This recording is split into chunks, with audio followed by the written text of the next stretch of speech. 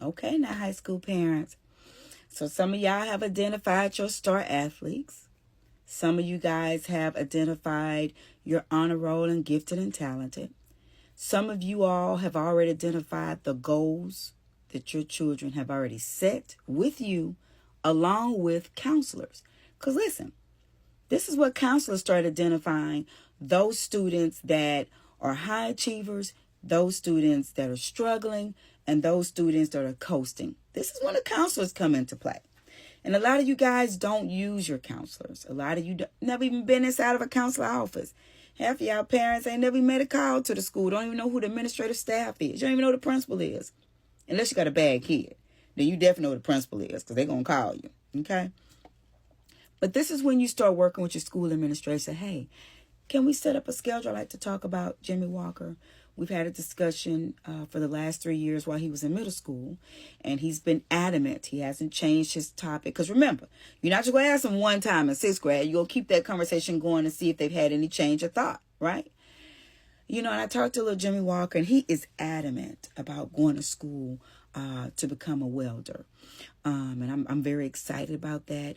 Do you know of any programs that the school may offer that has a welding program?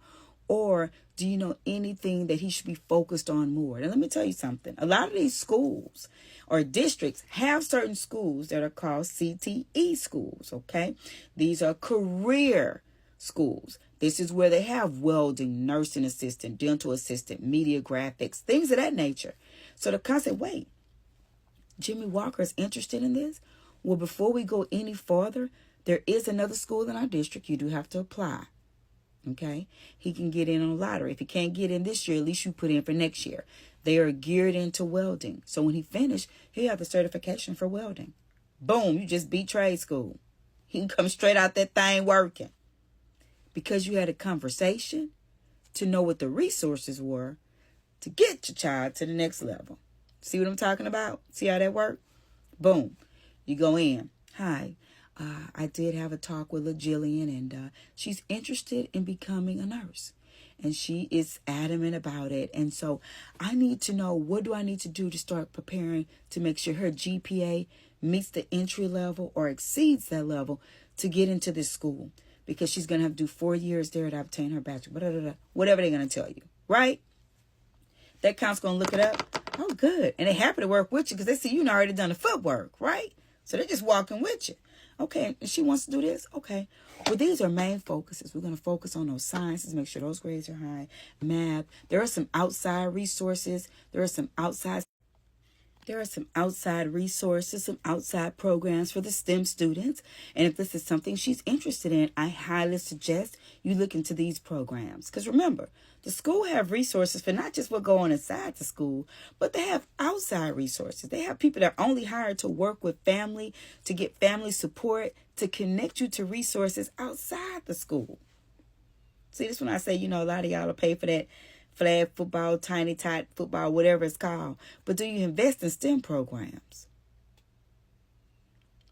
Well, depending on what little Jillian want to do, we have these resources. But what I'll do is I'll keep an eye on Jillian and make sure her math and sciences are definitely where they need to be. And I'll continue to have these talks with her as well. Boom. Boom. Now listen, don't just go freshman year and have these talks, okay?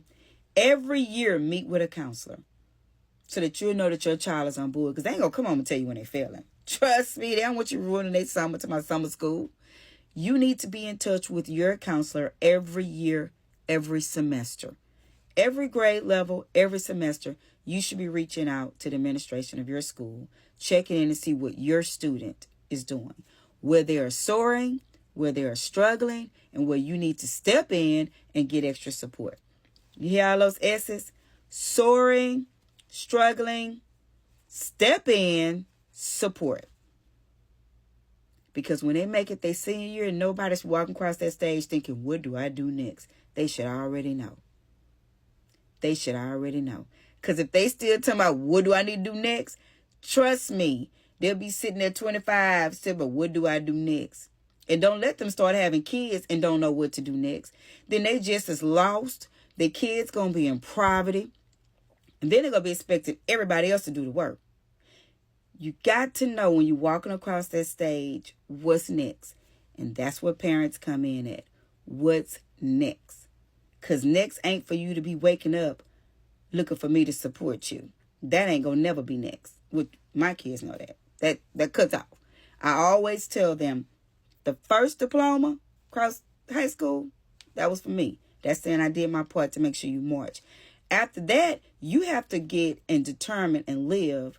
Whatever career you pick is going to determine how you want to live. If you want to be poor, if you want to be, living from pillar to post, then don't do nothing. But if you want to be an adult and be on your own and have your own and be able to support your kids, then you better be thinking about a career or a trade. And it ain't never too late to learn. Okay? It ain't never too late to go to school.